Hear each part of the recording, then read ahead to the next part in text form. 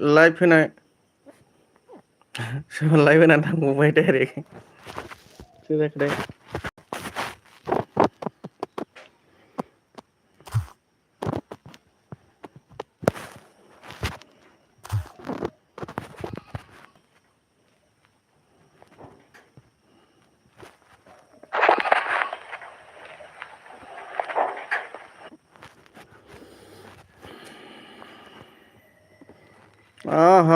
Hello sir Sagar sir जी,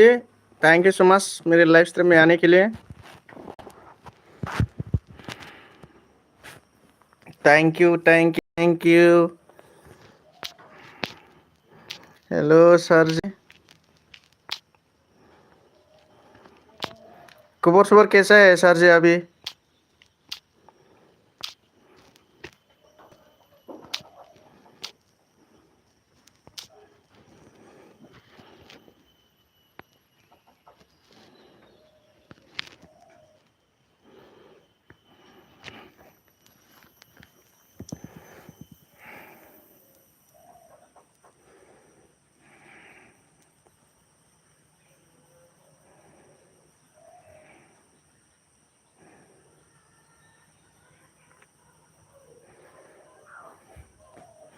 hello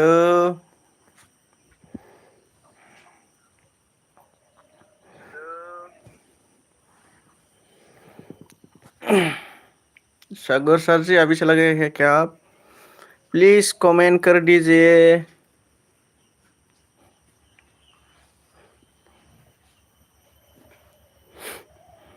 comment नहीं देगा तो कैसे मालूम हो जाएगा यार? शायद चला गया है आप।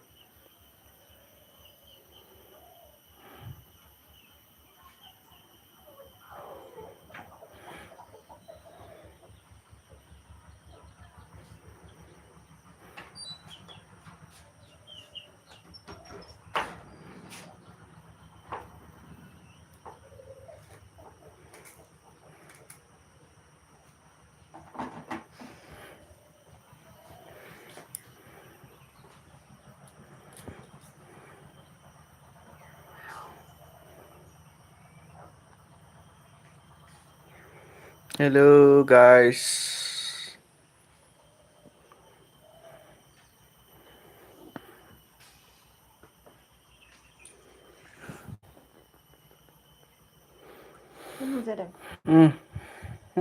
कोई जाने।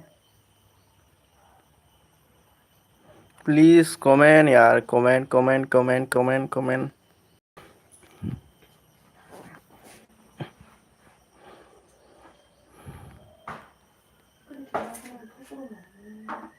Highly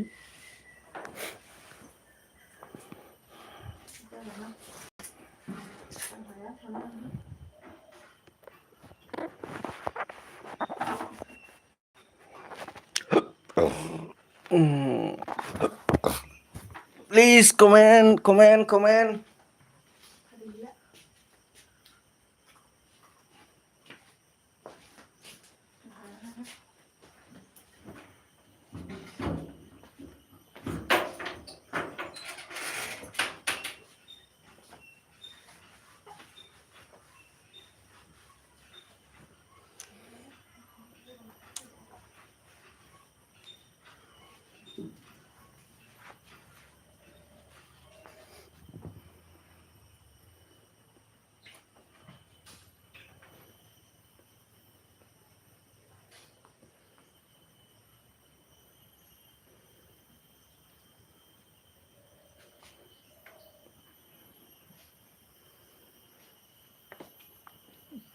thank you so much. आधा डालीग्रान आधा डालीग्रान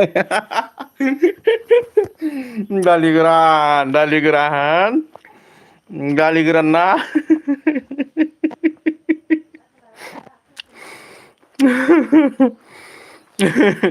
थैंक यू लाइक दोननायनि थाखाय यार, गोजोननाय थाबाय। ओरैनो दङ दा बर्थमान दुगैनानै दासो लाइभ होदां।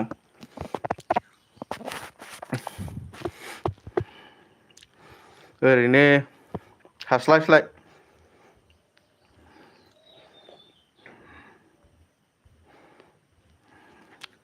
नोंहालाय माथो खालामदों?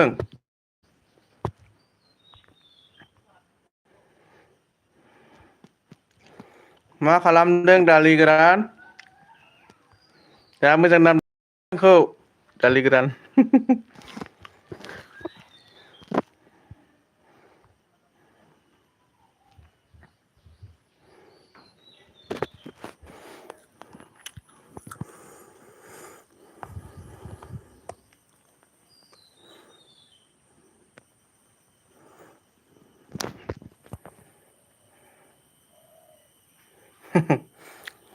आं ओरैनो उन्दुना दं। अ मा ओंख्रि जाखांखो?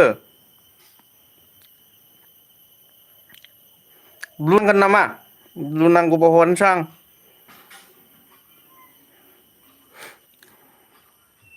ब्लु नांगौबा खोन्था आरो।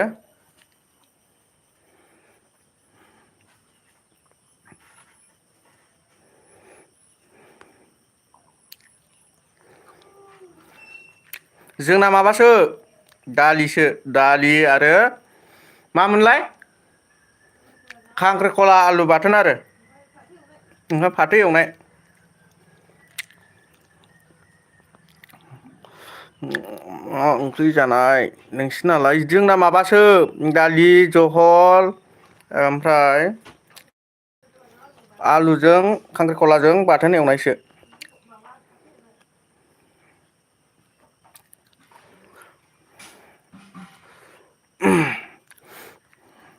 आंनि लाइफखौ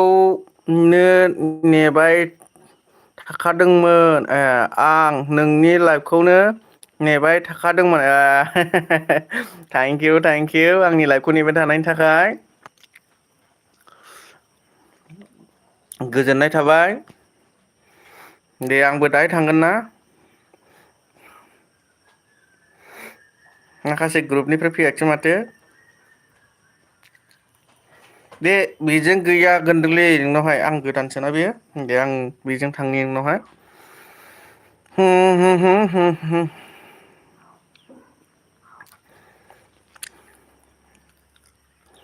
आं बेजों हरगासिनो नंदों दालि गोरानजों आब'।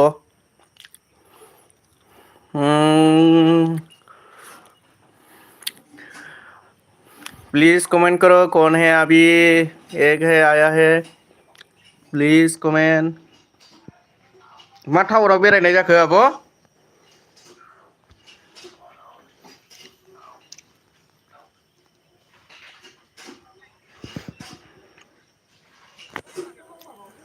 टाउनावहाय बेरायनायखौ नायदों दै आंखौ सिनायदों औ आब' सिनायदों।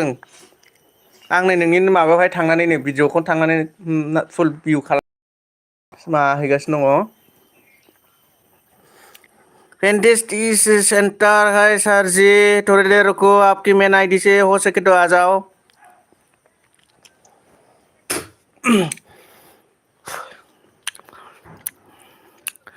गय जादों नामा हो आब' गय जादों औ गय जादों।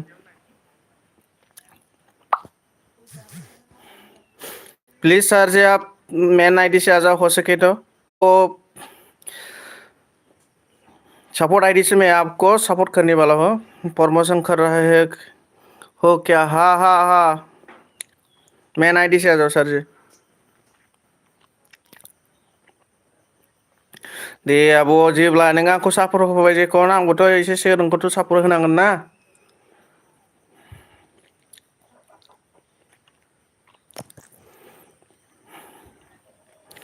आं नोंखौ ब्लु होनि दै आब'। ब्लु होबाय।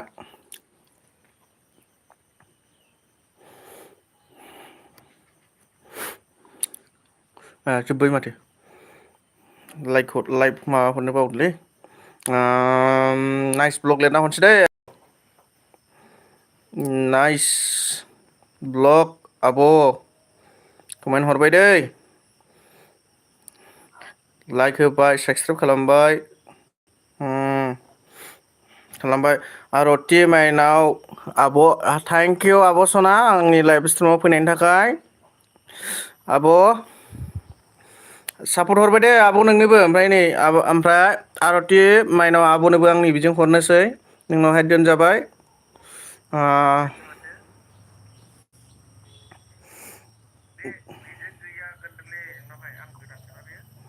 Dan आब' बिबुंथि थेंक इउ स' माच आंनि लाइभ स्ट्रिमाव फैनायनि थाखाय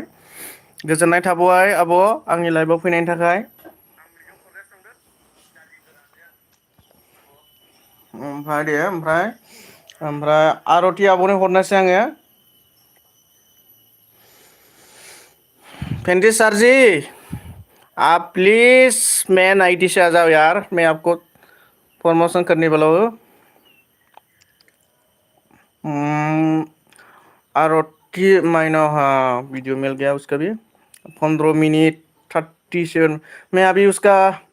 शॉर्ट वीडियो भी नहीं है यार थोड़ा सा शॉर्ट हाँ 3 मिनट 29 सेकंड का वीडियो देख लेता हूँ आरती दीदी का हाँ मा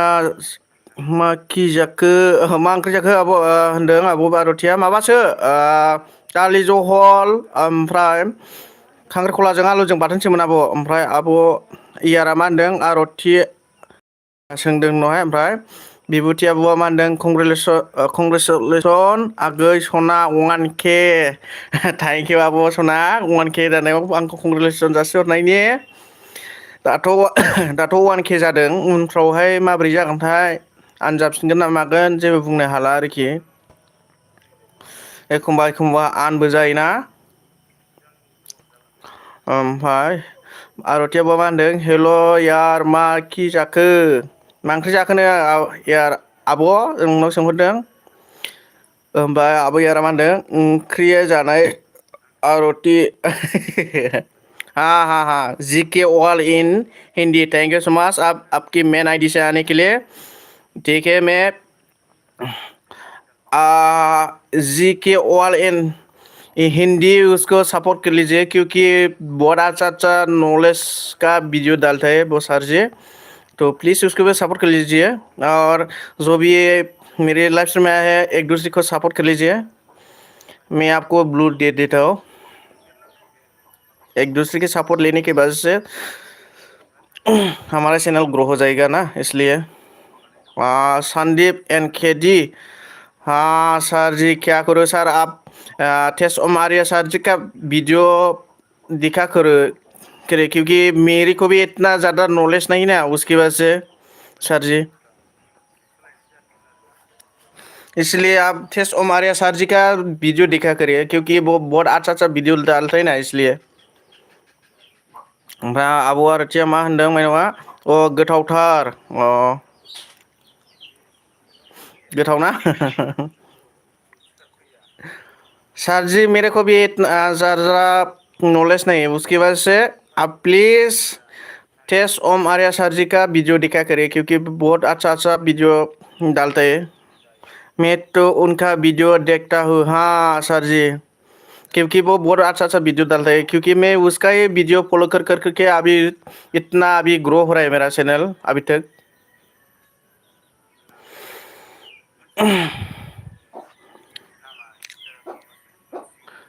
आब' आरति नोंनिखौबो नै माबा होबाय दे आङो सापर्ट होबाय दै नायस्लेटना हरनोसै आङो आब' आरतिनियावहाय माबाजों दालि गोरानजों सापर्ट होबाय दै ओमफ्राय मा होनदों GN हिंदी ने बोला है मैं तो उनका वीडियो देखता हूँ हाँ सर जी हेल्प सर जी से हाँ क्या और आरती माइनो आबुआ मा होनदों न्यू फ्रेंड कम फुल वॉच के साथ हाँ बुला रहे जाओ एक दूसरे को सपोर्ट कर लीजिए ब्रो जो पॉलिसी वो जितना है वो मुझे भी पता है हाँ हम पता है सर जी क्योंकि आपका तो मेरे से भी ज़्यादा सब्सक्राइबर है अभी फ़िलहाल और बर'थिया मा होनदों होदो दे आं होखाबाय हाँ दे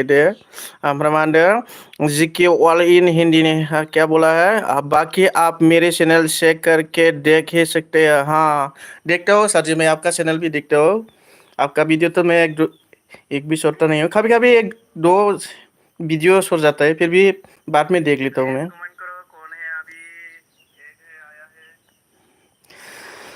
तो अभी डन हो गया ये अब आरती को वो डन हो गया दाली ग्रान से सपोर्ट कर दिया मैंने और अभी किसको सपोर्ट करना है अबो निकिता को भी करना है और अबो विभूति चला गया है क्या? प्लीज कमेंट करना अबो विभूति। थैंक यू अबो निकिता लाइक डन करने के लिए, thank you so much.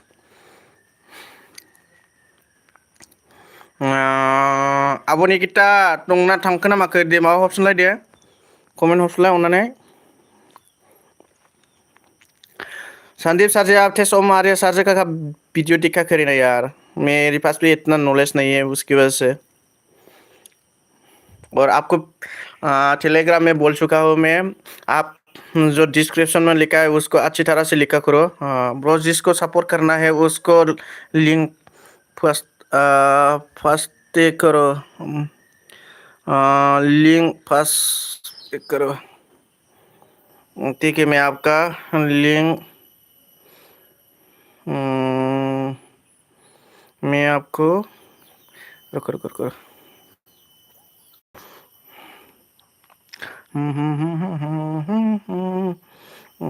Pin receive कर दिया है आपका।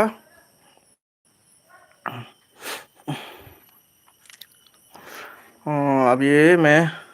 ओमफ्राय मा होनदों आब' आरतिया आपने आदिया आपने आदिया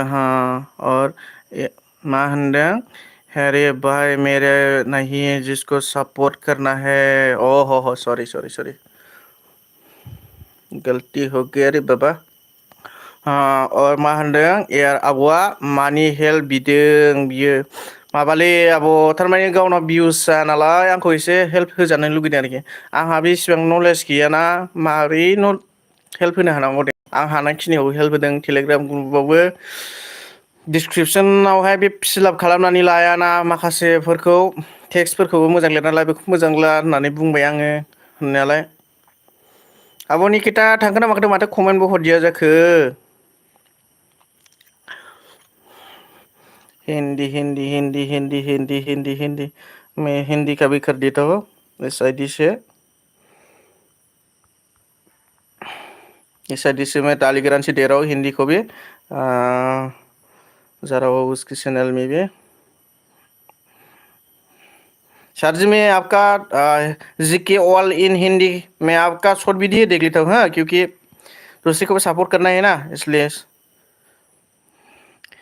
मैंने दिल किया है नाइस और लाइक भी दिया है और सब्सक्राइब भी करते हो अभी सब्सक्राइब भी कर दिया है। और मा होनदों नानी हेल्प बिदों बियो बेखौथ' फरायखांबाय। दालि गोरान माहानि आदा नों आं माबानि दतमानि क'क्राझार डिस्ट्रिक्ट दतमानि। मा जाखो आब' बिबुथि आगै नै आलासि फैलायबाय दसे र' दे दे आब' दे। ओमफ्राय मा होनदों आब' निकिताया दे आब' निकिता नोंनाव थांनोसै माबानिखौ होखांबाय आङो सापर्ट होखांबाय जिकेनिखौ जिके ऑल इन हिंदीनिखौ। अभी आब' निकिता मैं करता हूँ इस आईडी से दाली ग्रान से। दाली ग्रान से आब' निकिता को भी मैं करता हूँ दाली आब' निकिता आब' निकिता आब' निकिता आब' निकिता कहाँ चला गया रे बाबा?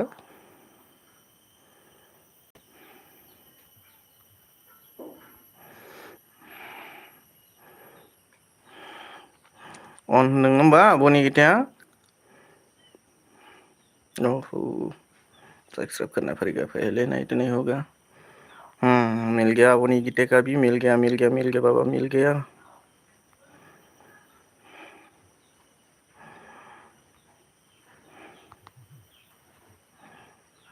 मा होनदों जीके काम प्लीज जीके सर जी आपको बुला रहा है, जाओ आप लोग एक दूसरे को सपोर्ट करो। और आप लाइव कैसे करते हो? लाइव तो आप भी कर सकते हैं सर जी, क्योंकि लाइव करने से वॉच टाइम भी बढ़ जाता है और चैनल भी ज़्यादा ग्रो हो जाता है, इसलिए लाइव करने की कोशिश करो सर जी आप भी।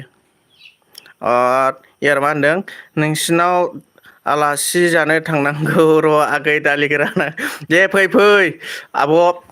जेबो नङा दे फैनायाथ' जेबो गिदिर खोथा नङा। ओमफ्राय मा होनदों आब' बिबुथिया होनदों आंनिखौबो खालामनो थिन आगै दा बे खालामफिनगोन आं जिके सारजि जब आप अब विभूति उसको भी सपोर्ट कर लीजिए और आपको भी वो रिटर्न करेगा बाद में क्योंकि अभी उसके घर में गैस आया हुआ है और जिक्की हुआ नहीं किया हुआ है और वही नेट से मैं समझा नहीं सर जी आप क्या बोला है वही या नेट से थाथ' आगै र' दे दा फैफिनदो आब' बिबुंथि ओमफ्राय मा होनदों आर'थि आब'आ बिबुंथि आब' मा ओंख्रि जाखो थांखो ना माखोथाय ओंख्रि सोंदोंमोन नै आब' बिबुंथि नोंनाव पता है भाई लेकिन ज़्यादा नेट ही नहीं रहता कभी कभी ऐसा ही होता है अनजिमा गयारि अफिसियेल थैंक यू सो माच बिनानाव आंनि लाइभआवहाय फैनायनि थाखाय दे आगै आं नोंनोबो सापर्ट हरगोन दै आं नै माबानो हरग्रोनो नागिरदों आब'नि गितानि आव थांग्रोनो नागिरदों आङो दालि गोरानजों होनानै माबानोसै आङो नोंनोबो हरगोन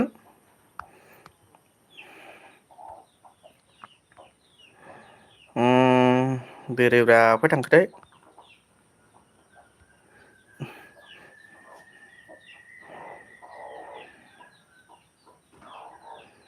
बेजों थांनो नागिरगासिनो दं आब' बिबुंथिनाव आङो बिबुंथिलाय सरि दस्रानि लाइफआवसो थांफ्लांबायलै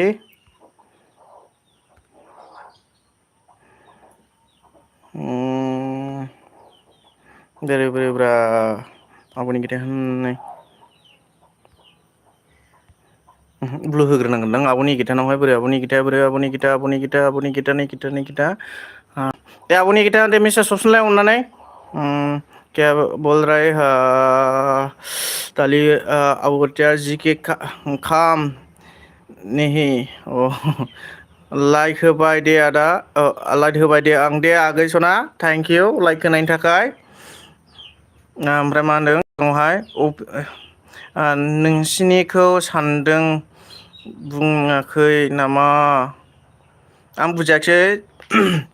अनजिमा आगै मा होनदों क्या अभी आरती आब' नोंखौ सब्सक्राइब खालामखांबाय नो बियो लेकिन सर जी फुल वॉच करने के बाद सब्सक्राइब करके दीजिएगा क्योंकि नहीं तो बाद में ड्रॉप हो जाता है ना इसलिए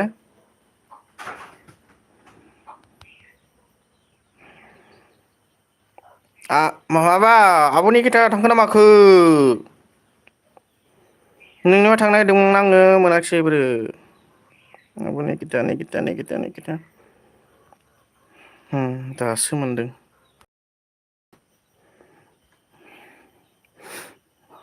ओंखाम ओंख्रि जानायखौ नायनोसै आं ओमफ्राय मा होनदों जिके कामिन नहीं है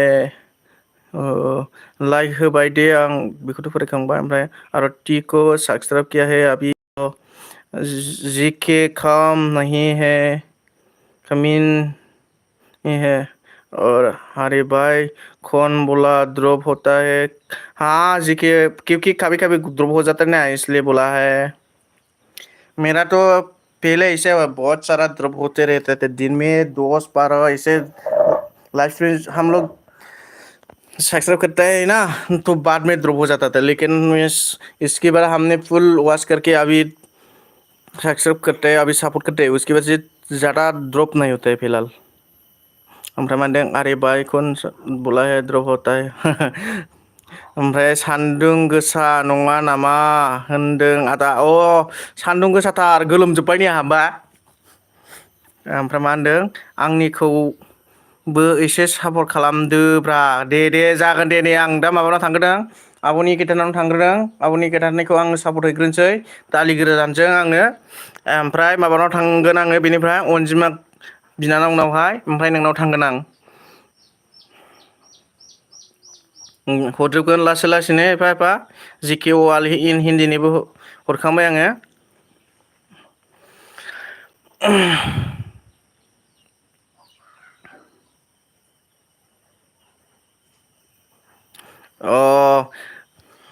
जिकी सर जी आपको बोला है कमेंट लिखो प्लीज बोल रहा है आरती दीदी ने आपको तो प्लीज उसके वीडियो में कमेंट लिखो नहीं ऐसा बोल रहा है ना भाई सुनो, अगर एक बार में 10 लोग बिना वीडियो देख सब्सक्राइब करते हैं तो ड्रॉप होता है, अगर एक लोग सब्सक्राइब करता है तो ड्रॉप नहीं होता है। ओ ऐसा होता है ना। थैंक यू सो मच समझा के देने के लिए। थैंक यू सो मच जे कि ऑल इन हिंदी, क्योंकि आप तो मेरे से भी सीनियर है इसलिए आपको मालूम होगा। क्योंकि मैं तो अभी ज़्यादा दिन नहीं हुआ ना, मेरा तो अभी 2 महीना, ज़्यादा से ज़्यादा 2 महीना हो गया होगा शायद। थैंक यू सो मच आपने इसको समझा के देने के लिए। जिर ओमफ्राय मा होनदों यारनि बला यार आब'आ मा होनदों जिर बड' निउ लोगो जानानै ना जिर बड' जिर बड' थांखोना माखोब्रा माथो कमेन्ट हराखिसै।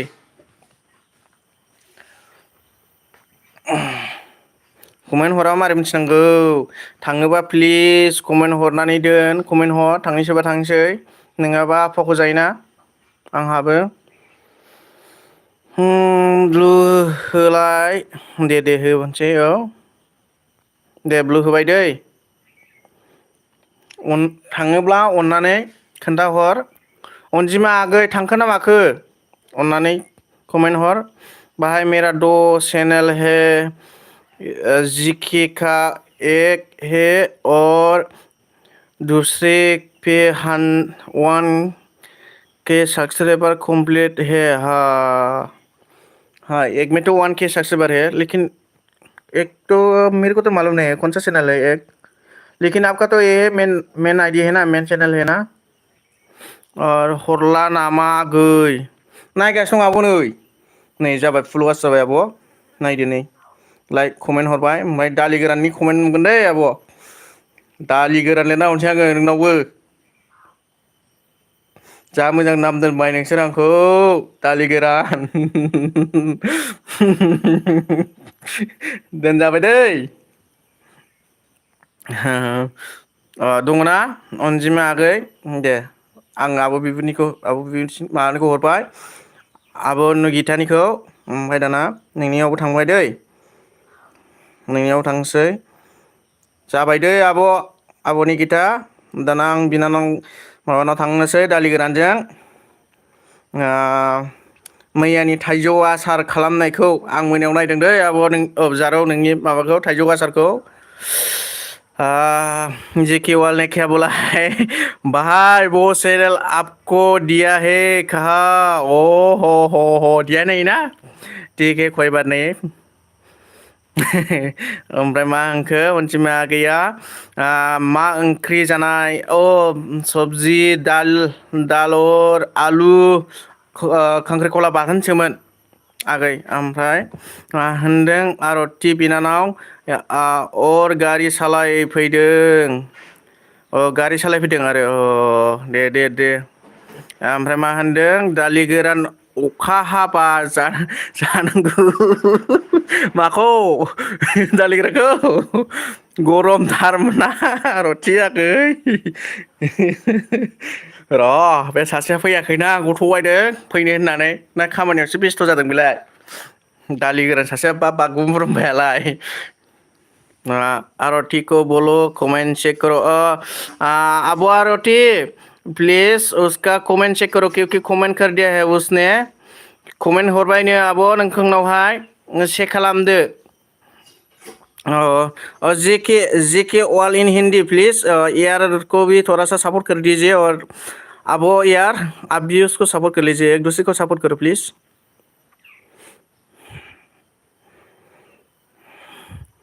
अनजिमा बिनानाव माबाको जीके ऑल इन हिंदी को सपोर्ट कर लीजिए आप भी, क्योंकि बहुत अच्छा कंटेंट बनाता है, वीडियो बनाता है वो भी। बहुत अच्छा नॉलेज वीडियो डालता है, मैं तो देखते रहता हूँ उसका वीडियो। आरती अब नों दालि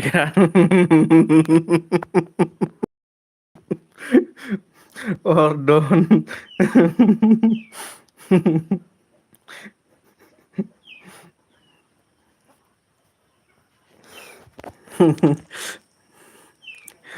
मा जाखो आब' निगिता मा ओंख्रि जाखांखो। थैंक यू जेके। दोननो जिखे माबा आब' रथि नोंखौबो हरबाय बियो ओमफ्राय औलै जारौ दालि गोरानसो दोनबाय आंखौ बिसोरो नामखौनो जारलासो मोनबाय आङो दे लोगोफोर दोननायालाय माथो खालाम जानो मोजां नामखौनो दोनदों आंखौ होजोंहाय मानसियानो मथाथार सेहेराखौनो देखायनोनो लाजिलाय लाङोसो आं एखमबा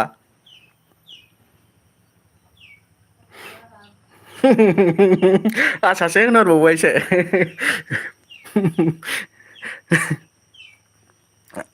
अनजिमा गयारि अफिसियेल आगैनिखौ आं नायगासिनो दं दै नै थाइजौ आसार खालामगासिनो दं बियो माबा थांबाय 3 मिनिट 8 सेकेन्ड थांबाय ओमफ्राय मा होनदों जे के वाल इन हिंदी सब मेरे बात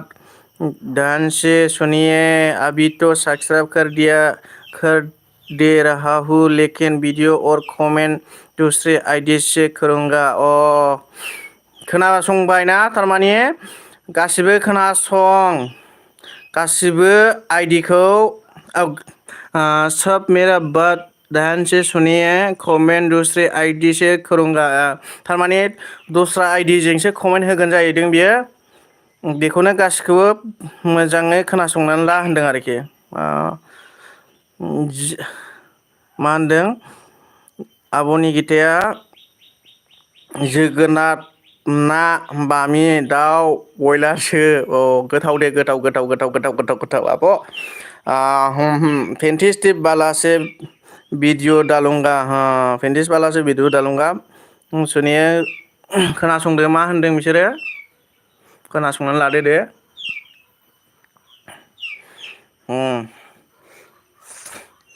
अनजिमा बिनानावनाबो जाबाय कमप्लिट जाथारनोसै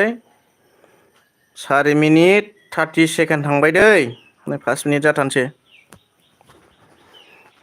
जोंना माबासो आब'नि गिता नोंस्रालाय होननानै सोंदोंना जोंना मानि माबा दालि जहल ओमफ्राय आलु बाथोन खांख्रिखला खांख्रिखला आलु बाथोन भाई आप कौन सा लैंग्वेज बोल रहा है हो सर जी मैं बोडो लैंग्वेज बोल रहा हूँ बोडो लैंग्वेज जो हम लोग नॉर्थ ईस्ट में रहता है ना नॉर्थ ईस्ट में बोडो लैंग्वेज एसामिस लैंग्वेज बोलता है तो अभी मैं बोडो लैंग्वेज में बात कर रहा हूँ अभी फिलहाल मैं तो नॉर्थ ईस्ट से है ना सर जी अभी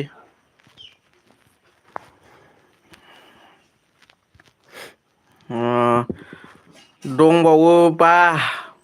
हरबावदो दे सापर्ट दे जागोन आब'नि गिता हरगोन लासै लासैनो थारमाने दा आंनो माबाजों हरग्रोदों ओमफ्राय मानदों डन शेक जीके सर जी आपको बोल रहा है डन शेक करने के लिए बोल रहा है जीके ऑल इन हिंदी को कमेंट कर लिया मैं दे बिदिनो सापर्ट होलायदो अनजिमा बिनानाव नोंनावबो हरबाय दै आङो मा लिरना हरनांगौ गोथावल' लिरना हरनोसै दै आङो दालि गोरानजों गोथाव देल' लिरना हरबाय आं फुल नायै नायैसो माबादों दे जारौ जाबाय दे दोनजाबाय ओमफ्राय दाना आं फैफिनसै ओमफ्राय सोरनो हरबावनांगौ दङ भाई इस वाले आईडी से कमेंट नहीं करता मा होनदों भाई इस वाले आईडी से कमेंट नहीं कर देता ठीक है कोई बात नहीं दोनजाबाय दै हरजोब्बाय आङो हरबाय बिजोंबो ओमफ्राय जागोन दे आदा दे हरबाय दे बिनानाव नहीं कर सकता कोई बात नहीं नहीं कर सकता था कोई बात नहीं लेकिन आपने दूसरे आईडी से कमेंट किया है अच्छी बात है सर जी एक दूसरे को सपोर्ट करो तो अभी और भी अभी कौन से में जाता हूँ कौन से को किफि बर'जों थांनि र' आं किफि बर'जों अनजिमा बिनानाव दोनजाबायनो बर' कार्टून चैनल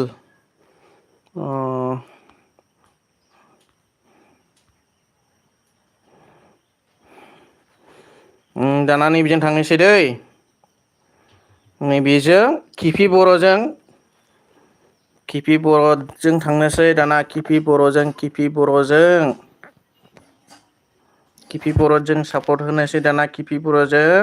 सोर सोरनाव दं सोर सोरनाव गैया नायनोसै आङो सोर सोरनाव दं सोर सोरनाव गैया नायनोसै आङो पहले मैं जीके ऑल इन हिंदी सार्जी का मैं कर लेता लाइट होबाय बड' कार्टुनाखै दे आब' दे होमबालाय नोंनो हरनाय जायाखै आं किफि बर'जों हरगोनसै दै आब' नोंनो ओमफ्राय उनावहाय हरगोनसै माखासे दे आं नोंनो हरग्रोबाय दै आब' मनिसा 1 मिनिट 20 सेकेन्डखा आं भिडिअ नायग्रोबाय आब' ओमफ्राय मा होनदों जेके अवाल हिन्दीनि अनजिमा दोन आर'थि आब' मा होनदों अनजिमा खाम ओमफ्राय अनजिमा दोन ओमफ्राय मा होनदों किफि बर' फैबाय लाइक ओमफ्राय आब' मनिसाया मा होनदों ब्लग लाइक होबाय बर' कार्टुनाखै दे थेंक इउ स' माच ओमफ्राय मा होनदों आब' मनिसा आंहा थानो मोनबाय मोनथ'नाय नंला दे जेबो नङा दे आब' होमबाबो हरनानै दोनसै आं मोनसे ओमफ्राय मा होनदों आब'नि गिता अन ओमफ्राय मा होनदों किफिया आं बेखौ बेलेगखौसो दं दे हरजाया दे होमबाबो हरनानै दोनबाय दे आं नायगासिनो दङ माथो कमेन्ट हरजाया नै किफि बर'जों हरनो नागिरदों आङो दे कमेन्ट होबाय साबसक्राइबबो खालामबाय दे भिडिअ'आनो गुसुंखा बियो ओमफ्राय मा होनदों ओमफ्राय कमेन्ट हरना दोन दे इयार लाइफ हरखायो बियो बिनानाव मानोना इयारा सापर्ट होजोबखायो गासिखौबो सापर्ट होगोन बे ओमफ्राय मनिसा दोन होनबाय हनै आब' दङबा माबाना हर सापर्ट हनै जेके वालखौबो आं रायलायनायखौ खोनाया दे सरजी जेके ऑल इन हिंदी सरजी वो अभी घर में नहीं है बाहर में फिर भी वो थोड़ा सा सपोर्ट करने के लिए आया है कुछ भी नहीं सुन रहा है ऐसा बोल रहा है तो बाद में रिटर्न दे सकते हैं वो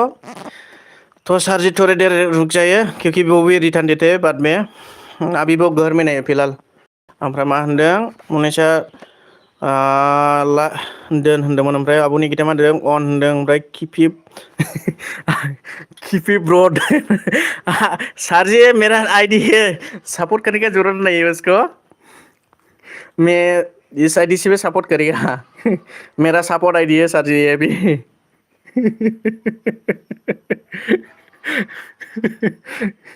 दोन जाबाय दे आब' मनिसा नोंनोबो हरबाय आङो ओमफ्राय मा होनदों ओमफ्राय मेरे पास ब्लू नहीं ठीक है ब्लू हरनोसै दे ब्लू हरबाय थांनानै सापर्ट हैदो आयै थांखोना माथो ब्लू हरबायमोनलै आब' नायनायलाय दे खेनसे ओमफ्राय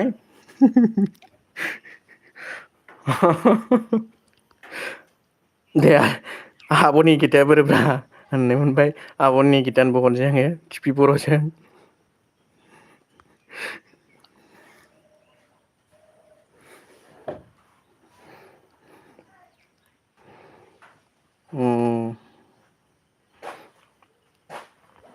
जागोन सालु जानानै थाग्रोथोंसै ओमफ्राय मैं सबको सब्सक्राइब कर दिया हूँ thank you so much subscribe करने के लिए मेरे पास ब्लू नहीं है वो तो चला गया है शायद ओमफ्राय मा होनदों अनजिमा आगैया मिनिबाय आंखौ ओमफ्राय आब'नि गिताया होनदों अन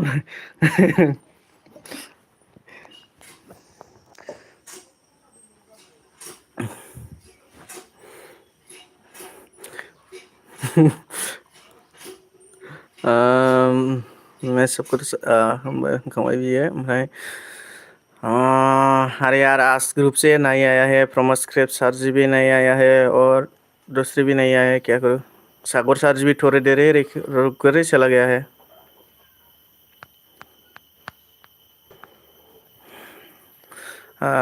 अनजालि आगै फुल भिडिअ नायना लोगो जाबाय आं। अनजालि आगै फुल भिडिअ नायना लोगो जाबाय आंनो। फुल भिडिअ नायनानै लोगो जाबायनो अनजालि।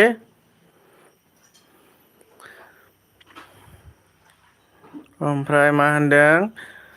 आगै फुल वीडियो नायना लोगो जाबाय आं। ओमफ्राय बिनिफ्राय बाय मैं वीडियो एडिटिंग करने जा रहा हूँ। ठीक है सर जी, मैं आपका ब्लू रख लेता हूँ अभी।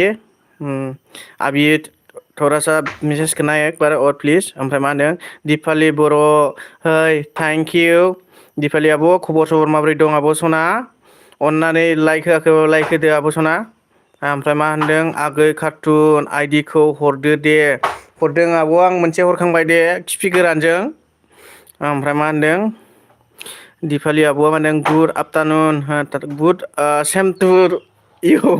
आं बारा रोङालै बिदिखौ। दे माबा सेम टु इउ होनबाय आं। ओमफ्राय मा होनदों यारा मा होनदों हेल' मनिसा बुरि सिगोन जोंना। मानो बुरि नांगौ दे जागोन ना लासैनो। ओमफ्राय मा खबर होनदों सोंदों आरोखि थारमाने इयार आब'नावहाय मा खबर होननानै। ओमफ्राय दिपालि सना हरदों। ओमफ्राय बेनिफ्राय मोनसे आब'आ मा होनबावदों गैला बुरिबाय आं। दे जागोन दे जागोन लासैनो जागोन ना। मनिसा जिउनि मा होनदों जिउ है ओमफ्राय दिपालि सना मोजां जाबोखो मा दिपालि सना मा मोजां जाबोखो थारमाने ओंख्रि सोंदोंदां। ओमफ्राय मा होनदों आरुथियाबो मा होनदों अनजिमा थांबाय नामा दं सेक थारमाने माबा हरदोंमोनदां अनजिमा जारौनावहाय सेक खालाम थिनदों हनै फ्रेन्ड गैया फ्रेन्ड जालायदो दे अननानै। ओमफ्राय मा होनदों गोथावथार मा गोथाव आब'नि गिथा। ओमफ्राय मनिसा ब्लग कमेन्ट हरना दोनबाय दे आं। ओमफ्राय नै कमेन्टआवहाय मालाबाबो सापर्ट खालामबाय साबसक्राइब खालामबाय होननानै दा बुंलायनो नङाबा द्रप जायो। अननानै नाइस बिदिनो बायदिसिना लिरना हरनो हागोन आरो सापर्ट खालामबाय निउस साबसक्राइब बेफोरबायदि दा होनजाहैबाय। नै आब'नि गिथा जाबाय दै हरबाय आङो नोङोबो बे आइडिजोंबो। आं मा होनना लिरना हरनांगौ गोथाव ओहो दहाय हरखांखाबाय बिदि मा हरनांगौ दे भेरि नाइसल' होनसां भेरि नाइस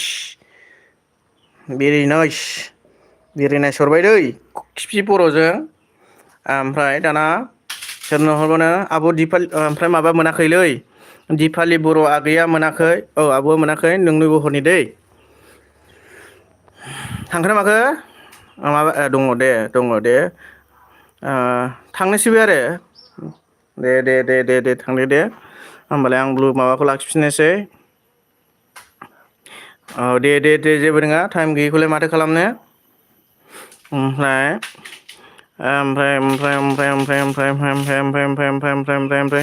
मा होनदों र'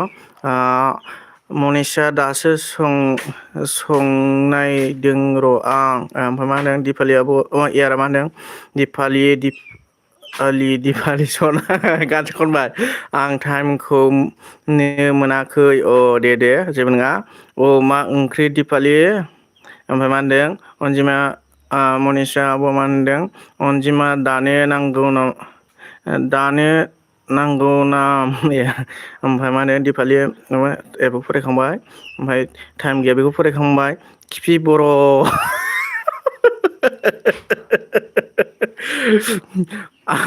आंबो थाथ'नोसै दे थेंकिउ थाथ'नायनि थाखाय। ओमफ्राय मा होनदों अनजिमा आं खालामबाय ने ओमफ्राय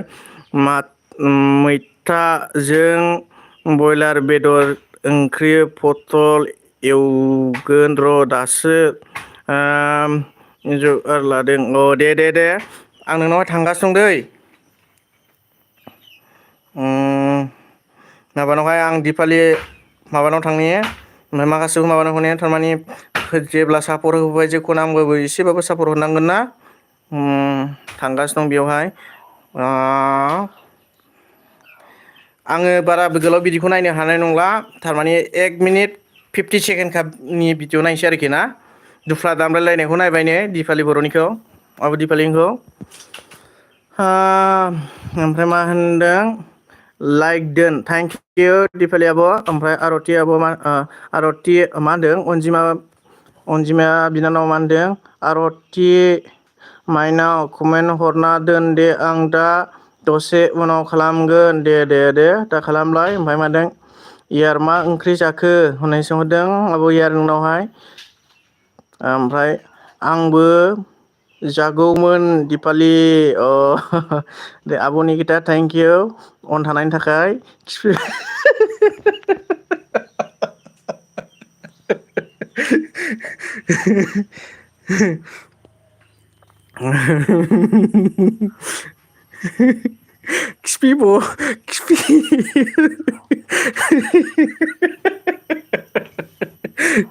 खिफि बरफ नामनो साला बेखौ दहाय बिसिबां गोबाव थाहाबफाबाय थालायदों आं बिनि लाइफआवहायबो गाज्रि मोनजानो गिनानै थाफाहैलायलायो आंनि लाइफआव फैयाखैना बियो दाहायसो मोनगोन आङो सासेखौ आब' निकिता थेंक इउ अन थानायनि थाखाय लावजों ना दावदैसोमोन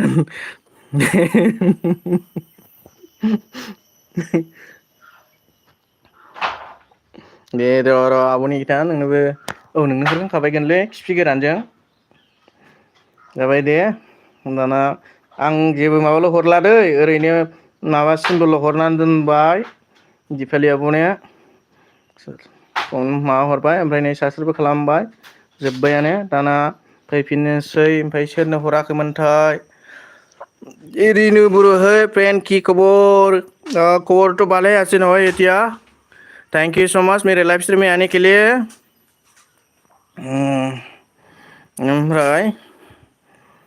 ओमफ्राय सोरनि सापर्ट हराखैमोनथाय बे आइडिया र' आब'नि गिटारजों हरनो हराखैमोनथाय बे आइडिजों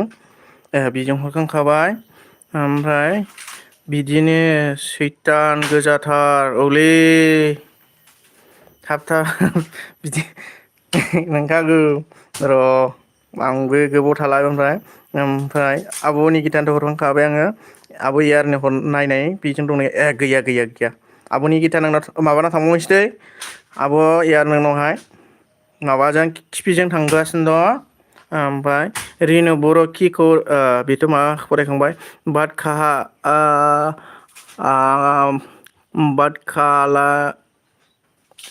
खालांनि फ्रेन्ड लाइक दोन friend thank you so much like दोन देने के लिए लाइक करने के लिए थैंक यू आब' नावबो नायबाय दे आब' इयारनावहाय आंनो बेजोंहाय नोंनावहाय आं नोंनोबो सिम्बोल हरनोसै दे आब' माबाजों खिफि बर'जों नोंबो खिफि बर'नो थाङोना होदो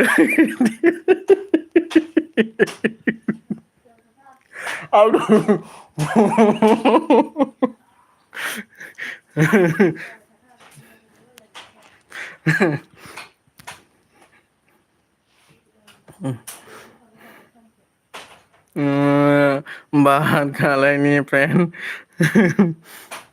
रिनु बर'आ होनदों बात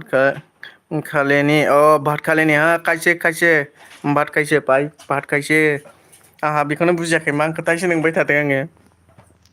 जाखांबाय thank you Day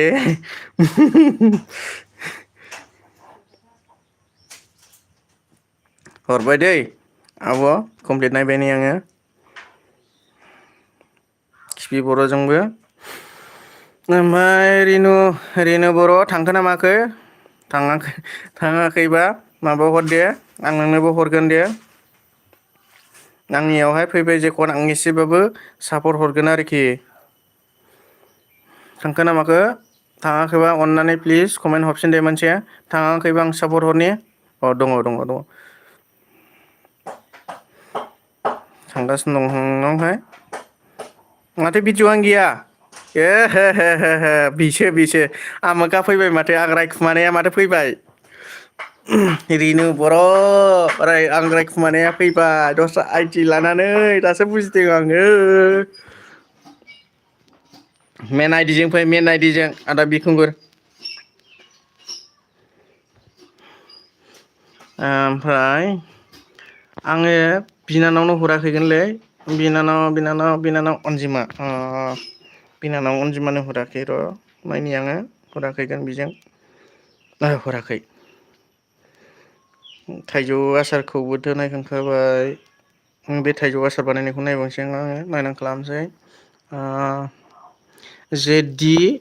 JD Sargiary official दासो खम मोनदों फ्रेन्ड थेंक इउ स' माच मेरि लाइभ स्ट्रिम आने के लिए थेंक इउ। दासो सम मोनदों माने दे थेंक इउ आदा दासो सम मोनदों दे थेंक इउ होमबाबो आं लाइभ स्ट्रिमाव फैनायनि थाखाय। मा होनदों अनजिमा बिनानावआ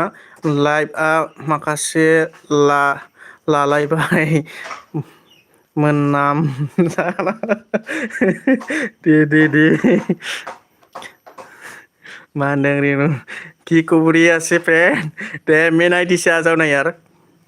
JD Sargiary official लाइकदों thank you स' माच आंनि लाइभ स्ट्रिमाव फैनायनि थाखाय आंनि LLB आव फैनायनि थाखाय थेंक इउ स' माच। बेबो बेनिनो खान्दां ओमफ्राय बैयारा मा होनदों रायखुमा नांगौ होमबासो फैयो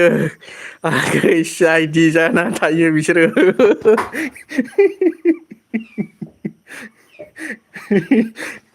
रायखुमाखानांगौ माथो बेलाय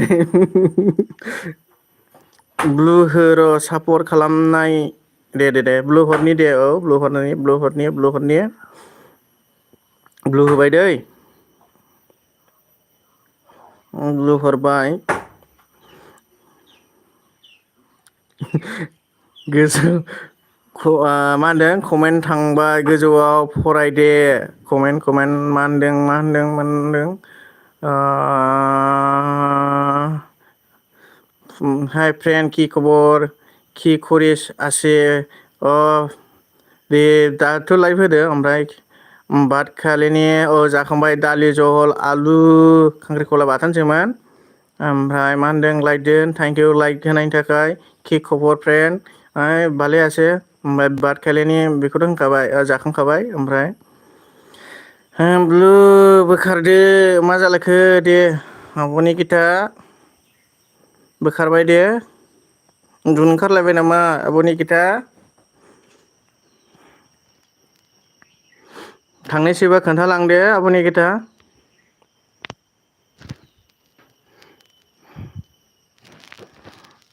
मा मा होनदों बागुरुम्बा थेंक इउ आंनि लाइभ स्ट्रिमाव फैनायनि थाखाय मेन आइडिजों फैबाय दे जाबाय ओमफ्राय मा होनदों गोजौआवहाय बेनिफ्राय मा ओंख्रि जाखो लोगोफोर मा ओंख्रि जाखोनो जेडि सरगियारि अफिसियेल आदाया सोंहरदों जोंना दालि जहल आलु खांख्रिखला बाथोनसोमोन ओमफ्राय बागुरुम्बा फंबाय दालि गोरान ओमफ्राय मा होनदों बिदि कारटुन आगै आं थांनो मोनथ'नाय नंला दे सरि दे होमबालाय आं ब्लुटुथ लाखिफिनसै दे आब' दे जेबो नङा दे आं थाथ'नो मोननाय नंला दे जेबो नङा खिफि गोरान थाथ'वाखै दे आंनि लाइभ स्ट्रिमाव दसे समबाबो फैनो हानायनि थाखाय गोजोननाय थाबाय थेंक इउ आब' निकिता आब' मनिसा थेंक इउ ओमफ्राय बेनि उनाव ओमफ्राय अनजिमा बिनानाव थांखो ना माखो नै आं नोंनियाव फन नायगासिनो दङ मोनसे हरबावबाय नोंनावहाय मोनथाम थांबाय दै नैबेजों ना मोननै ना मोनथाम बावलायलांबायलै मोनसे थांखोथाय बिनानावनोहाय मोनबेसे थांखो मोननै ना मोनथाम थांबायगोनलै गोसोआव गैला दे थाथ'नोसै होबाय दै बिनानाव अनजिमा दान जाबाय दे दा फैगोन दे बर' कार्टुन दे आब' दे जेबो नङा कमेन्ट होआखैलै आं बिजों दालि गोरानजों माबाजों खिफि बर'जों आं माबाल' सिम्बल होना होनोसै ओरैनो जाबाय लाइकबो होखाबाय आङो ओमफ्राय दाना मा होनदों आवनि गिदिर टपिकखौथ' फरायखांबाय ओमफ्राय बेनिफ्राय किपि मोनामदों लाइक देन थेंक इउ आदा लाइक होनायनि थाखाय ओमफ्राय बेनिफ्राय आदा बिखुंगुरनो हरथ्राखैलै मोनसेबो आदा बिखुंगुरनो हरनोसै दे आङो आदा बिखुंगुरनो थाङाखै आदा दे थेंक इउ आगै सना थांनोबा खोन्थालांल' जेबो नङा बयहाबो खामानि थायो बेसेन गोसा टाइमखौ गारस'नानैबाबो आंनि लाइफ स्ट्रिमाव फैनो हादों गोजोननाय थाबाय नै आदा बिखुंगुर आं खिफि गोरानजों थांबाय दे नोंनावबो माबाजों खिफि बर'जों हारसा हिन्जावनोहाय मस्ला बायनायखौ बिखुनजो जायो नामा बे हारसा हिन्जावा आदा बिखुंगुर बेयोहाय माबादों ओमफ्राय मा होनदों मा खबराथ' मोजां आदा बिखुंगुर ओमफ्राय मा ओंख्रि जाखो ओंख्रियाथ' खोन्थाखांबायना आङो आदा दालि जहल खांख्रिखला आलु बाथोन दालि गोरान जाना मानो खिफिखो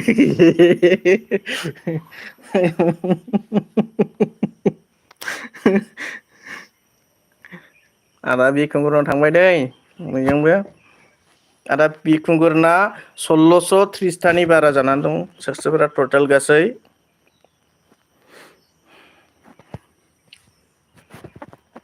आंनाबो नै दिनै खस्थ' मस्थ'यै 1K जाबाय ओमफ्राय माब्रै जायो उनावहाय नायनायसै आरोखि ना उनफ्राव द्रपफोरसो जालाबायगोन ना मागोन जेडि स्वर्गियारि आदा अफिसियेल थांखो ना माखो दङबा अननानै एसे कमेन्ट हर आं नोंनोबो हरनो सानदों मानो होनना बुङोबा दसे बेसेन गोसा समखौ फैनानैबाबो सापर्ट होफैनायनि थाखाय एसेबाबो सापर्ट हरनो सानदों आरोखि ना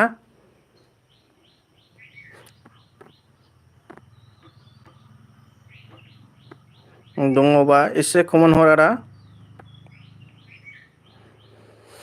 थेंक इउ आब' सना कंग्रेसुलेसन हरनायनि थाखाय दाथ' 1K जाबायलै जानायालाय वाच टाइमासो कमप्लिट जायाखै आरो मा ओंख्रि जाखो मा ओंख्रि जाखोनो आदा बि सोंहरदों हनै खोन्थाहरदो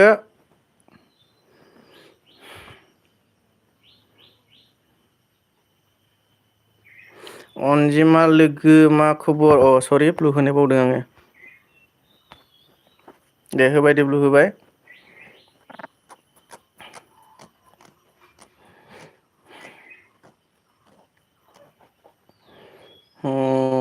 नानि दालि गोरानसोमोन जाबायलै क्लियार जाबाय नै बिजोंबो हरबाय आदा आं कमेन्ट हरनोसै ना कमेन्टआ मा होनहरबावनो दे कमेन्टआ मा होनहरनो भेरि नाइस ब्लग लिरना हरसै आं ब्लग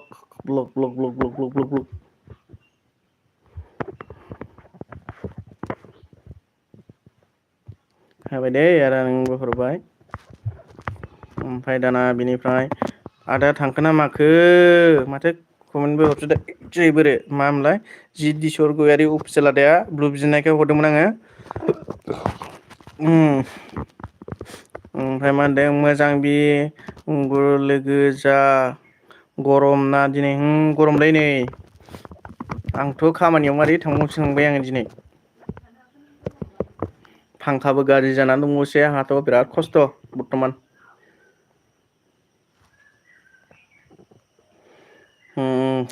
दाना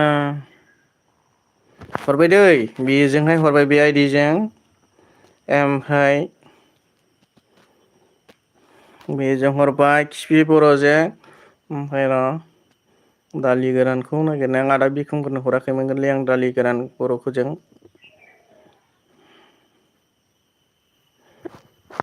दालि गोरान बर'जों हरदोंना हराखैमोनथाय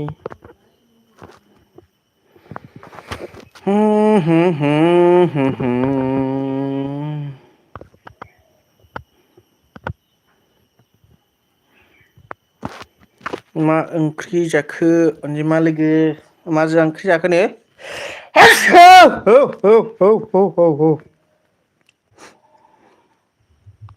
दाना दालि गोरान फैबायलै दालि गोदान फैबाय। मा ओंख्रि जाखो अनजिमा लोगो होननाय सोंहरदों खोन्थाहरदो ओमफ्राय दाना लाइक दोन। अबेयाव हरनो आदा दानि गोदानाव हरनो ना बेयाव हरनो दे नों खोन्थाहर दे अबे मोनसेयाव हरनो बबेयाव हरनो दे खोन्थाहर दे बेनि नैबे मोनसे आइडिखौ आदा बिखुंगुर अननानै खोन्थाहर दालि गोरानजों अबाव हरनो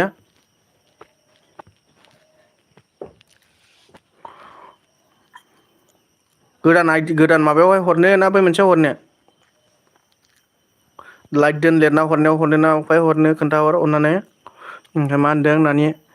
गोदानाव फंबाय अ नैबे दा लाइक दोन लिरनानै हरनायावहाय ना दे बेयाव हरनोसै बे आइडिजों गोदानाव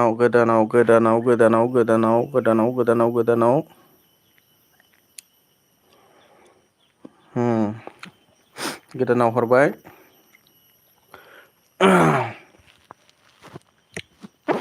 मा होनदों ओमफ्राय जोंनालाय खारै ओमफ्राय खुन्थाइ बाथोन नोंसिनालाय बिखुंगुर लोगो ओंख्रि खोन्थाहरदोंना आब' सबिता थेंक इउ स' माच आं लाइभ स्ट्रिमाव फैनायनि थाखाय दसे समबाबो बेसेन गोसाखौ गारनानै आंनि लाइभ स्ट्रिमाव नुजाफैनो हानायनि थाखाय आं बे आदा बिखुंगुर बे सि सुनायखौ नायदों सापर्ट हरनोसै दे ब्लु नाम्बार ना दे बेजोंबो हरबाय दै आब' सबिता दसे थाथ' र' होननानै हरगोन आं ब्लु नांगौ नामा नांगौबा खोन्थाहर आरोखि ब्लु हरगोन होनदों आङो सि सुनायखौ हिनजाव लादोंना लायाखै जाखो आदा बिखुंगुर माथो सि सुलाबायोब्रा है सेंग्रा बैसोआवनो बिदि सि सुलाबायनांला बिदिजों मारै जानांगौ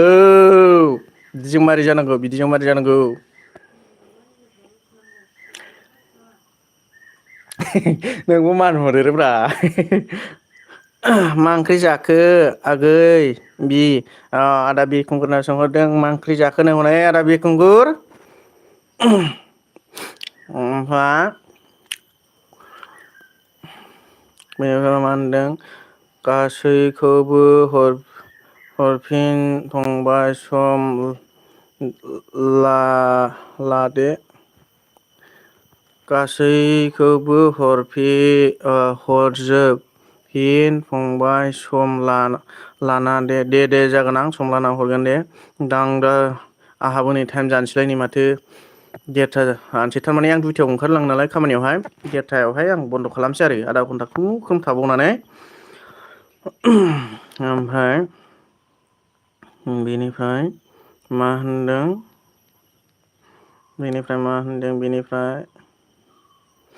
आं नै कमेन्ट हरनोसै जाबाय नालाय हिनजाव लाला होनहरनोसै आं लिरनो सिखायनाय जायाखै हिनजाव लाला नामा आदा दालि गोरान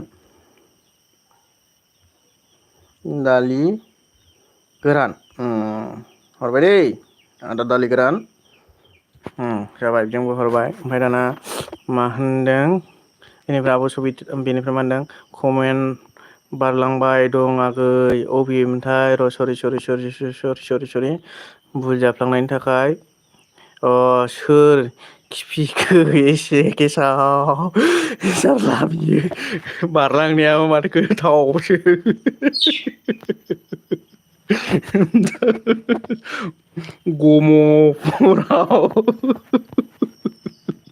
गोदानाव ओमफ्राय मा होनदों लोगो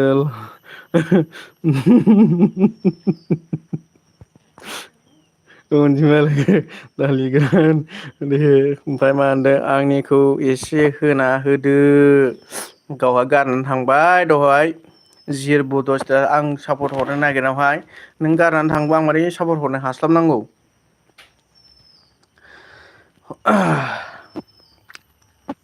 हरबाय दै हरबाय ओमफ्राय दाना बिनिफ्राय आब' सबिता थांगोन ना माखो ओमफ्राय अबावबाफोर थालांबावखो ना माखो खोन्थाहर अननानै प्लिज कमेन्टफ्रा थालांबायदोंबा ओमफ्राय बेनो मा ओंख्रि जाखो आगै माबासो दालि जह' माबाखौसो बेखौसो जादो बेखौ सोंदो बेखौ फरायखांबाय अनजिमा लोगो जागोन ना दालि गोरान सोमोनलै जेबो गैया दालिखौबो एसे होनना होदो आदा मा होखो होनखो नोंलाहाय आगै बर' खाथुन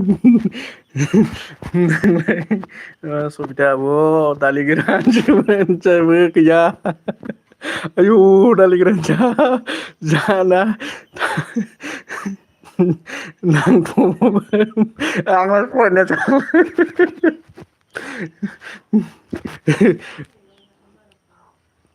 मा खामानि मावो नों आगै बर' खाथुन मा ओंख्रि जानो मा ओंख्रि आगै अखाबो सेरखांबायलै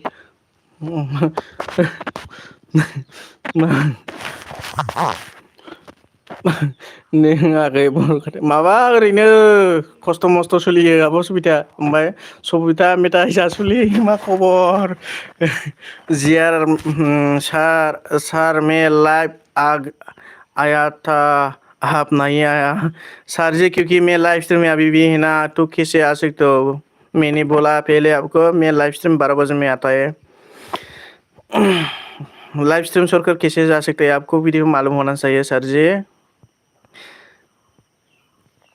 ओमफ्राय मा होनखो अरे सागर सा जी क्यों रो रहा है आप कोई बात नहीं यार बाद में आ जाऊंगा मैं नेक्स्ट लाइव स्ट्रीम में क्योंकि मैं 12 बजे में लाइव स्ट्रीम करता हूँ आपको तो पता है ओमफ्राय मा होनखो अनजिमा लोगो दालि गोरान लै ओमफ्राय मा होनखो हे मेथाइ जानोसो दं आं दा यार आब' मिनिना उदै साजोब्बाय हेल' बर' खाथुन दादा आंहा दासो दिनैसो first time Day thank you like होदो लाइक होआखैबा अननानै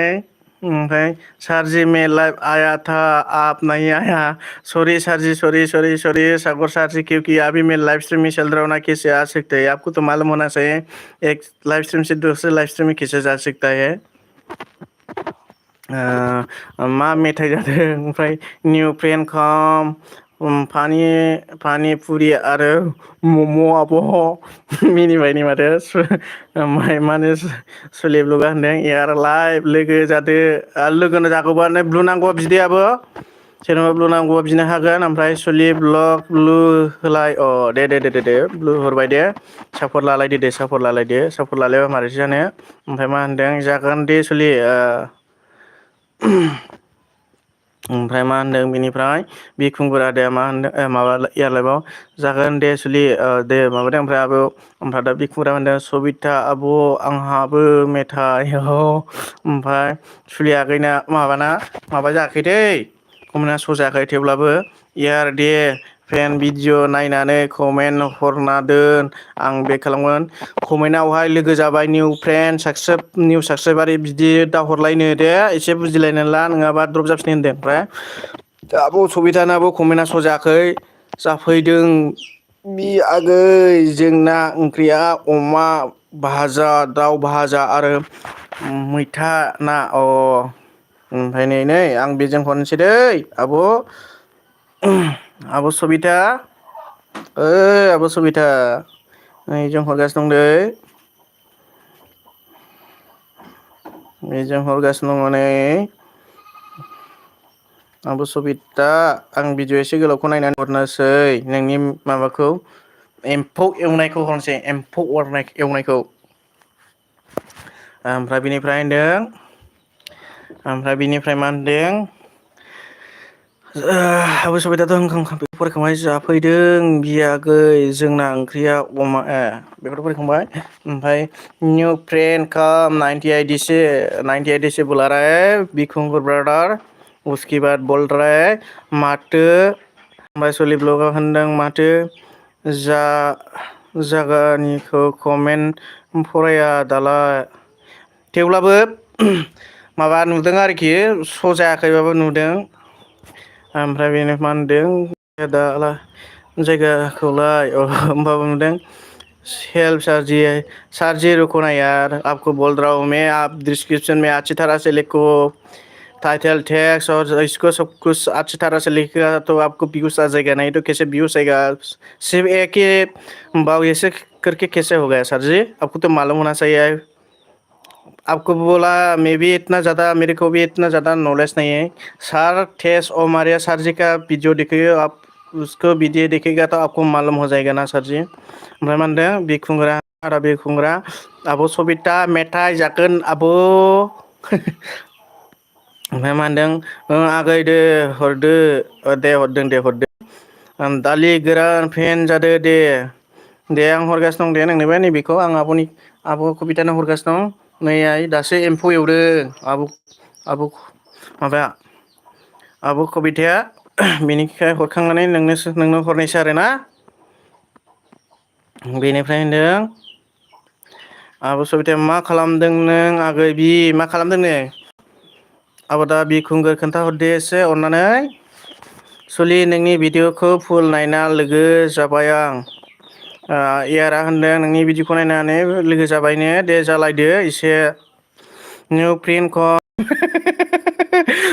1K आइडि से ठीक है 1K आइडि से मजा होमबा सलि ब्लग लोगो जाबाय जाबायनो माबाया अनजिमा बिनानावा होनदों दे माबालायदो दे औ रिटार्न खालामलाय मानोना रिटार्न खालामलायाबा माबा जायो नालाय द्रपफोर जायो नालाय ओमफ्राय मा होनदों सलिया इयार लाइभ अके पेन दे आं कमेन्ट हरनानै दाबाय फेन दे कमेन्टआवहाय निउ साबसक्राइबार निउ सापर्ट थपट बेफोरबायदिखौल' लिरनानै दाहोलाय आरोना ओमफ्राय सलि आंजों लोगो जादो दे लोगो जादोनो लोगो जालायदो दे दं ओरैनो आब' सबिता अनजिमा अके नोंबो बेग हरफिनदो दाहाय आं नेगोन नाथाय दे बिखुंगुर दंखायो माथो दंखायोनो आदा बिखुंगुर नोंजों बिना ओमफ्राय जाबाय दै आब' सबिता हरबाय दै नोंनोबो हरबाय गोथावल' लिरना हरसैलै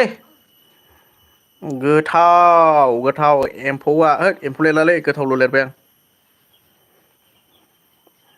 गोथावल' लिरबाय गोथावल' कमेन्टआवहाय 10 मिनिटनि भिडिअ नायनानै ओमफ्राय दाना सोरनो हराखैमोन सुलिनो हराखै सुलिनो बोरो सुलि मिल गया गो टू चैनल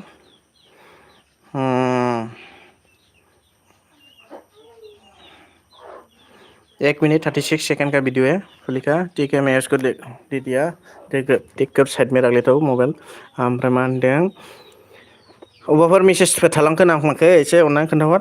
थारमाने आं दस्राजोंबो भिडिअ माबा खालामदोंना बिदियाव मेसेजआ बारग'लाङो गंसे मबाइलजों सापर्ट होनायनि थाखाय ओमफ्राय मा होनदों अनजिमा बिनानावा होनदों सुलि ब्लग लोगो जादो बेखौथ' फरायखांखादों एयार लाइफ फेन दे आं कमेन्ट नायनानै दाहाय रिटार्न होगोन आरोना ओमफ्राय सुलि आंजों लोगो जादो दे दं ओरैनो आब' सबिता ओरैनो दंनो आब' सबिता आदा बिखुंग्रा होनदों ओमफ्राय सलि अनजिमा अके नोंबो बेग हरफिन दाहाय आं नेना थाबाय ने जुलिया होनदों ओमफ्राय बेनिफ्राय मा होनदों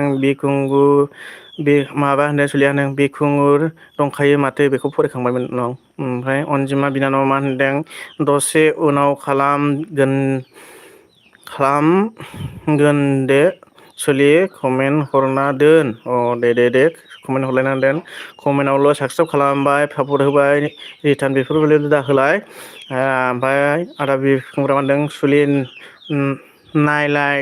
दंना गैया चेक खालाम थिनदों ओमफ्राय आगै आंबो ओरैनो दं टिभि नायदों आरो लाइभ नायदों आगै बि अ दे आब' सबिता थेंकिउ आंनि लाइभ नायनायनि थाखाय ओमफ्राय मा होनदों बिया होनदों इयारा मा होनदों आब' इयारा बिखुंगुर नों मानो आंनो दाबो बेग हराखै बेग हरनोनोलै नै आब' इयारा रागा जोंबाय दा बिखुंगुर नोंखौ ओमफ्राय मा होनदों आब' सबिताया मा होनदों थेंकिउ आगै बर' कार्टुन हो थेंकिउ वेलकाम वेलकाम वेलकाम माबालै सुलि जाबाय नै आं नोंनो मा कमेन्ट हरबावनांगौ दे मोनसे कमेन्टखौ बार बार बरियाल' लिर नाइस नाइसल' लिरना हरनोसां हरबाय दै आब' सुलिनोबो जोब्बाय दे हरबाय लाइकबो होबाय कमेन्टबो होबाय ओमफ्राय बेनिफ्राय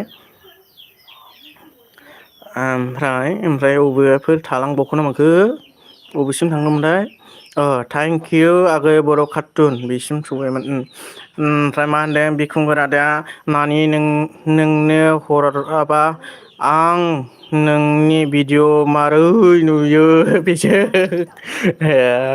दे दे ओमफ्राय मा होनदों सुलिया होनदों बिखुंगुर हरफिनबाय कमेन्ट नायनानै आंनोबो बेग हरदो दाहाय दे बेग हरलाय दे बेग हरलाय दे हरखायो आदा बिखुंगुरा मालाय बायदि नङा आइदियाबो बुरजा दंथारो आदा बिखुंगुरनावहाय आंनोबो हरदों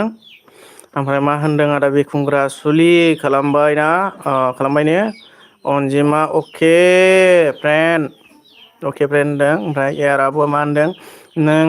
हराखै बिखुंगुर ओमफ्राय मा होनदों आब' सबिता माबा आदा बिखुंगुरा मा होनदों आब' सबिता नों मानो फैदिया दहाय मानो फैयाखैनो आब' सबिता दहाय आदा बिखुंगुरनियाव ओमफ्राय मा होनदों सुलिया मा होनदों एयार लाइभ दाहाय हरनि नेबाय था फेनाव एयार लाइभ दाहाय हरनि नेबाय था फेन ओमफ्राय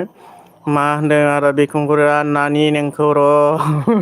ओमफ्राय आब' इयारा मा होनदों दे जागोन सुलि फुल भिडिअ नायना लोगो जा दे ओमफ्राय आदा बिखुंगुरा मा होनदों सुलि आं दाहाय हरगोन दे दे ओमफ्राय मा होनदों आब' सबिताया मा होनदों आब' सबिताया नों लाइभ होदों नामा आगै दहाय आं सना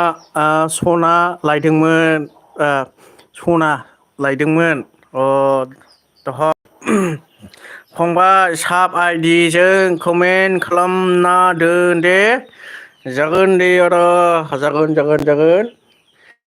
दा नै बेस्थ' एसे थारमाने बेस्थ' माने एसे माबाग्रोनि माथो कमेन्टआ थालांनो नागिरो आङो मोनसेजों हरनायावहायथ' हरदों आं दालि गोरानजों हरदोंना हराखैमोनथाय आदा नोंनो नैबेजों बे आइडिजों र' बे आइडिजों हरदोंमोन दासो हरदोंमोनलाय बावदों आङो हरबाय बेजों ओमफ्राय र' खिफिजों हरदोंना हराखैमोनथाय खिफि बर'जों खिफि मोनामदों आदा नोंनि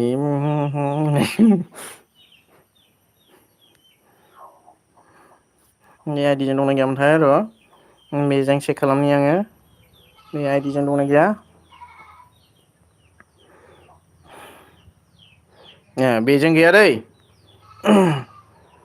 बेजों गैया नै आदा बिखुंगुर नोंनि बे हिनजाव गैजायै सि सुनायखौ आङो नायबाय फंबाय सब आइडिजों कमेन्ट हर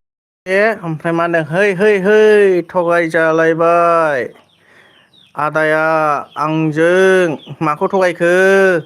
आब' यार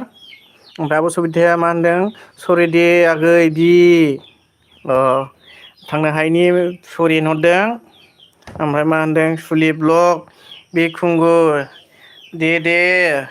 ओमफ्राय मा होनदों बिखुंगुर आदाया मा होनदों आब' सबिता आं जोबोद दुखु मोनदों फैयाखै फैयैखाय गाज्रि मोनबायनो माथो ओमफ्राय कमेन्ट खालामनाङाब्रा बागुरुम्बा दालि गोरान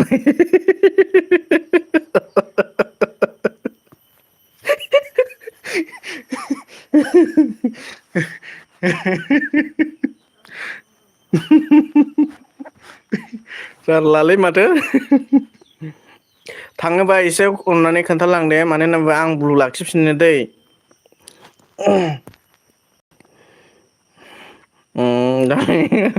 अ दालि बिबो फेन जाबाय ना आंजों र' फेन दंना गैयाथाय गैयाबा हरजागोन आरोना आं दहाय दालि गोरान दालि गोरानजों हरदोंना हराखैमोनथाय अबेबा मोनसेजों हरखाबायमोन हरनाया मोनसे नोंनो सुलियाबो आब' जायोना बिनानाव ओमफ्राय अनजिमा आब'आ अनजिमा आब'लायनो अनजिमा बिनानावा मा होनदों खयथायाव दोनगोन आदा आं नै माबायावहाय दोनगोन देरथायाव 9 मिनिटल'खासै जार' अननानै बिसिमल' थादो खुनुरुखुम आंहाबो खामानियाव थांनांगौना दसे रेस्ट लानानै 2टायाव ओंखारलांनोसै आङो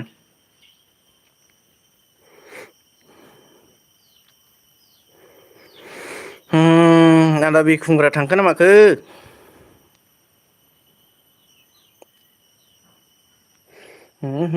जाबाय दे होमबा बिरखुंबो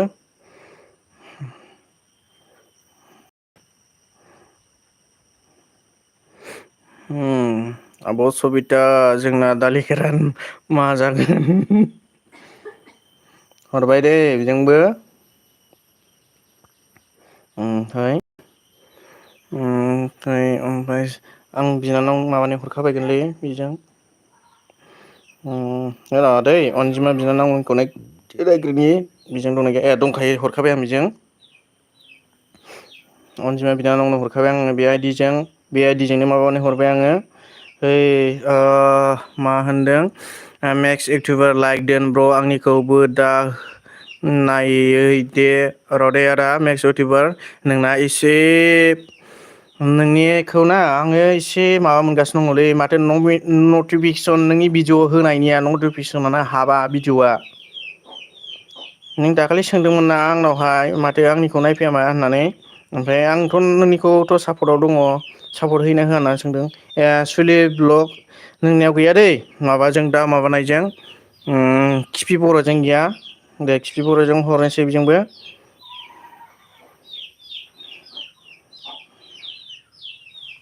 खिफि बर'जों नायदों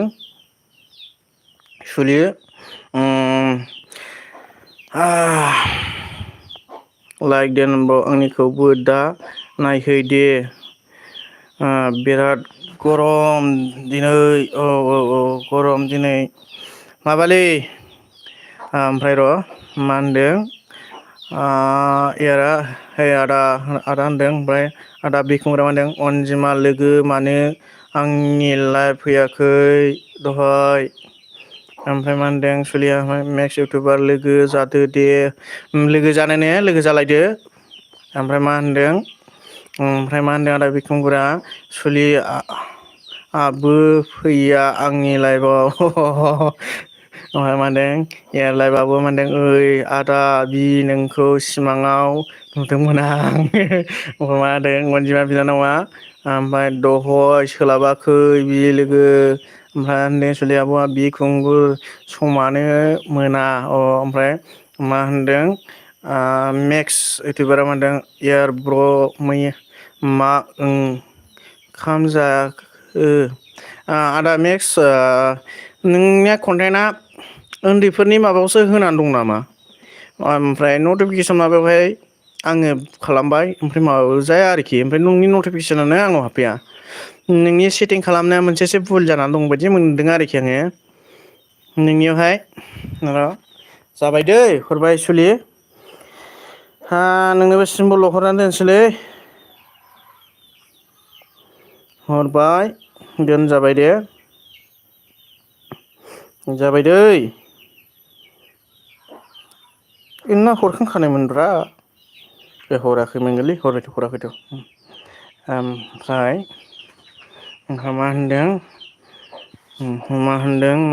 मा होनदों एयार बर' मा ओमफ्राय मा होनदों मा बिदि नानि आं नुदोंबा दिन थांनो सनाव थांनांगौसै सम मोनाखै बिफुं आदा औ दे जेबो नङा अनजिमा लोगो ओमफ्राय मा होनदों आं सना बख'नानै नायदोंमोन आं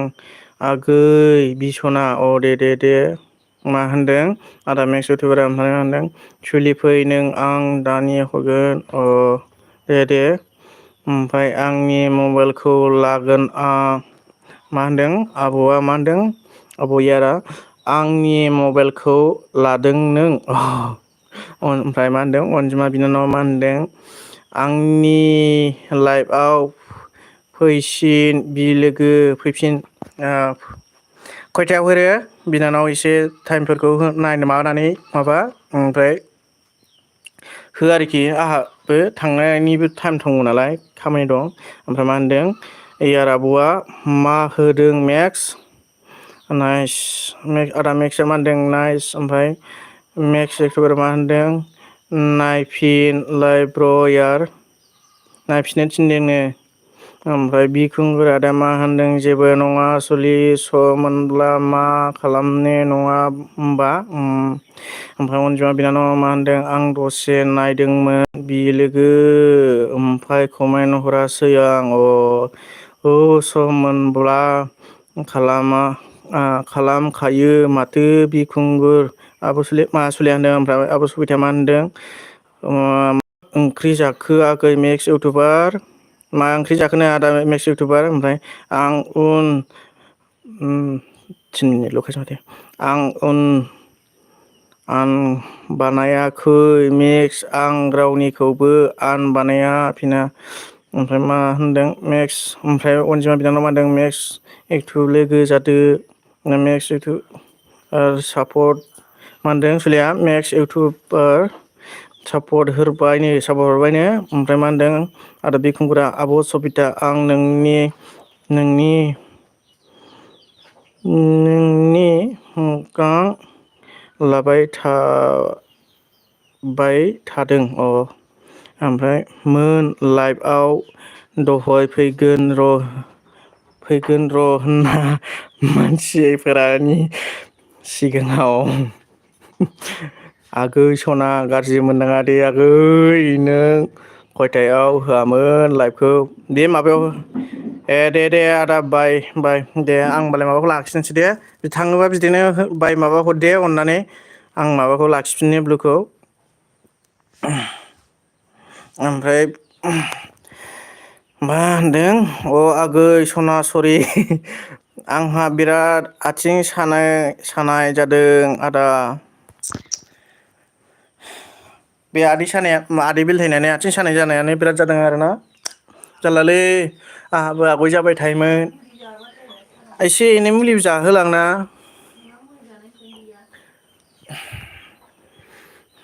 थाबायनो सिनायनो हाखाया जै आदै बेलथायदावबाय माथो बिदिबा 2 मिनिटल'सै माबानानै दोननोसै आङो ना ओमफ्राय मा होनदों आं फार्स्टनिफ्राय जोबजासिम दं किपि आब' फार्स्टनिफ्राय लास्टसिम दङ नोंनो फार्स्ट फैदों नोंनो ओमफ्राय दे दा खयथायाव होगोन आब' नोङो खोन्था हरनानै दोनदो दे आं दा थांगोन दे मैयाबो बेना नोंनाव थाबाय ओमफ्राय बेनाव आदा दालि गोरान बिखुंगुरनाव थाबाय ओमफ्राय आब' माबानाव मा नामलाय माला आब' बिबुंथिनाव थाहैबाय गावनो होनबाय बाय अल होनबाय नालाय ओंखायनो लादों आङो ओमफ्राय